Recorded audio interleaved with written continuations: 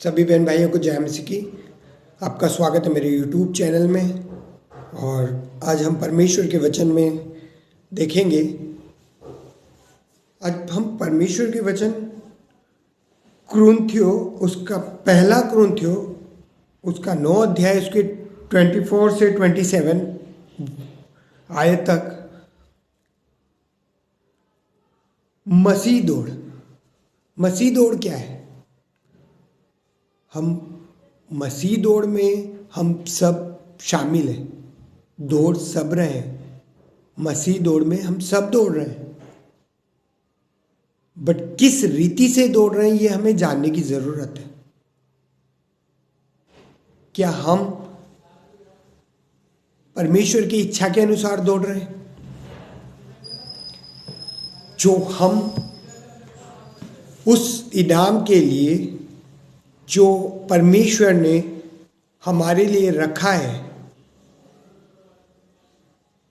हम जिस दौड़ में दौड़ रहे हैं वो इनाम हम क्या पा सकते हैं जिस दौड़ में आज हम शामिल हैं? ये सब हमें जांचने की जरूरत है।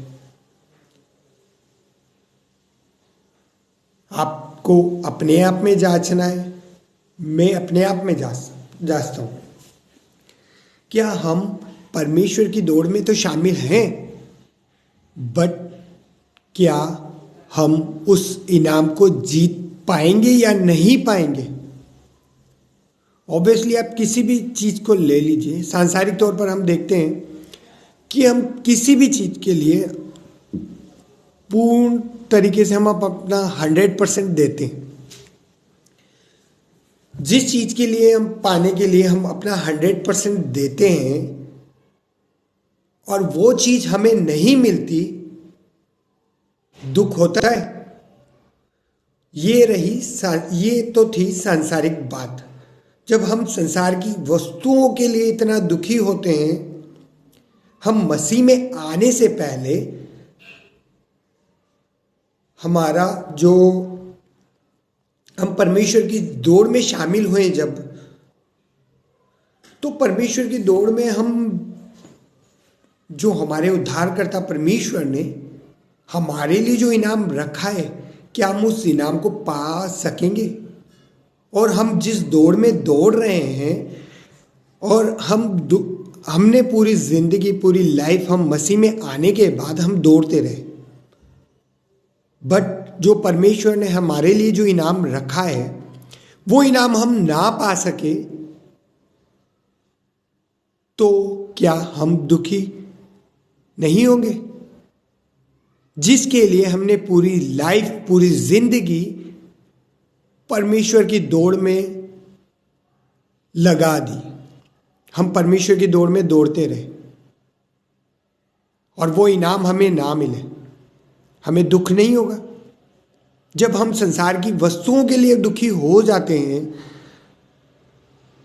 जो व्यर्थ की है, वो नश्वर है, नाशवान है।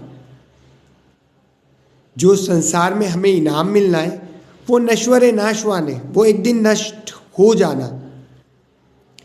बट जो परमेश्वर से हमें इनाम मिलेगा वो अनंत जीवन है। वो अनंत जीवन अगर हमने खो दिया तो क्या हम मसीह दौड़ में जब दौड़ रहे हैं वो हमारा व्यर्थ नहीं जाएगा? तो आज हम परमेश्वर के वचनों में देखते हैं।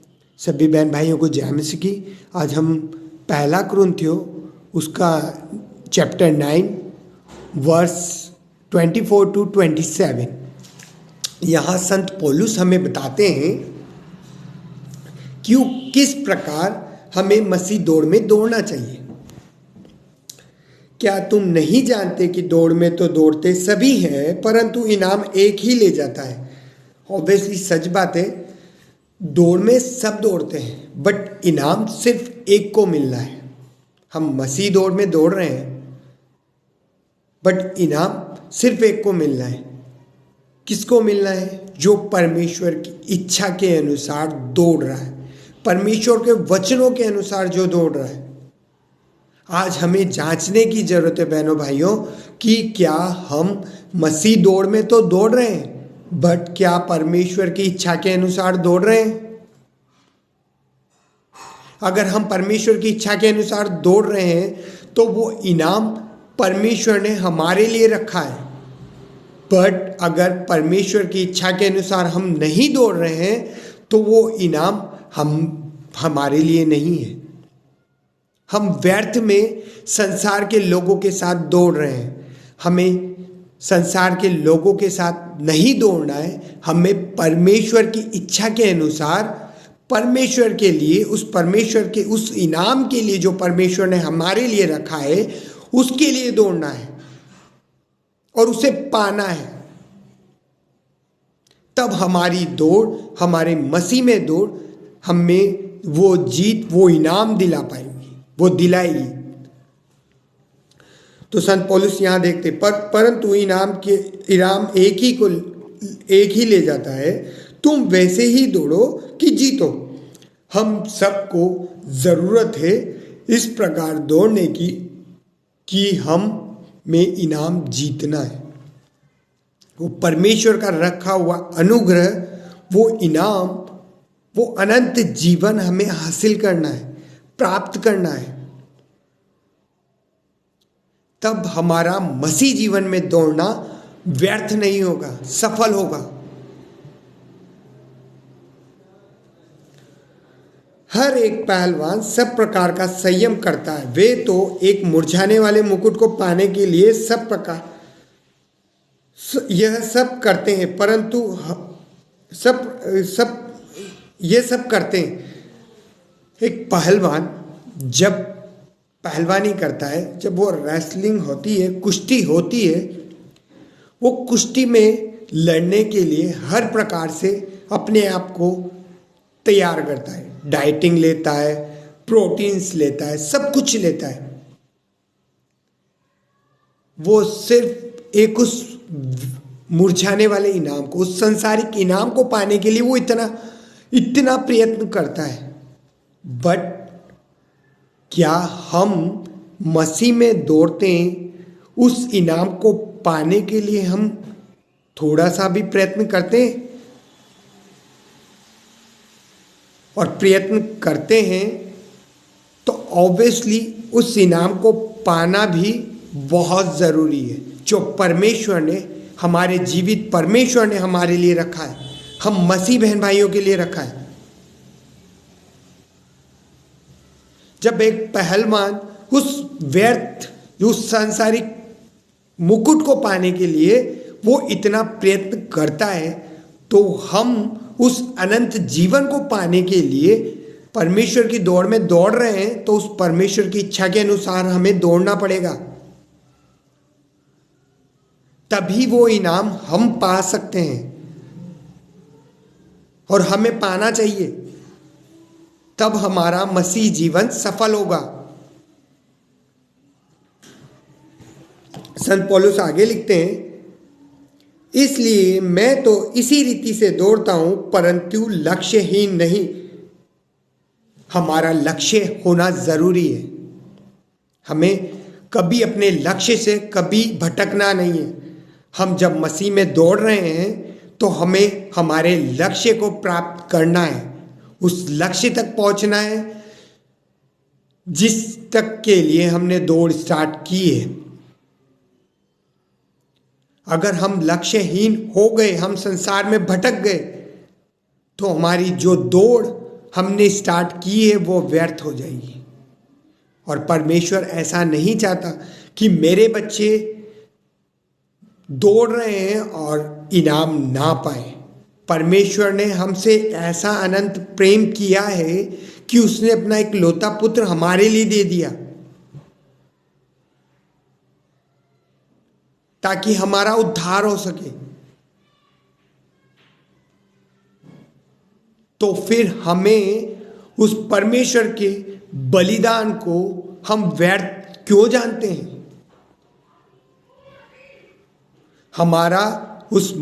हमारे यीशु मसीह जिन्होंने हमारे लिए बलिदान दिया, अपना लहू का एक एक कतरा बहा दिया, सिर्फ और सिर्फ हमें उद्धार दिलाने के लिए, हमें अपने परमेश्वर से मिलाने के लिए। तो फिर हम आज क्या कर रहे हैं? कहाँ भटक गए हैं हम? मसीह दौड़ में दौड़ते दौड़ते हम कहाँ भटक गए हैं? हम क्यों लक्ष्यहीन हो जाते हैं? हमें जरूरी है मैं अपने आप को जांचने की कि हम क्यों अपने आप उस दौड़ से भटक गए हैं। हमें परमेश्वर तक, जब हमें हमारे यीशु मसीह ने हमारे लिए अपने लहू का एक एक कतरा बहा दिया, उस परमेश्वर से, उस स्वर्गीय पिता से हमें मिलाने के लिए, फिर भी हम भटक जाएं तो हम उस परमेश्वर के बलिदान को हम व्यर्थ नहीं होने दे सकते। मसीह बहन भाइयों, सभी बहन भाइयों, आपसे अनुरोध करूंगा, आज हमें ज़रूरत है सबको, मुझे अपने आप को, आपको अपने आप को, और जो लोग भटक गए हैं उन्हें भी हमें परमेश्वर की राह पर वापस लेकर आने के लिए,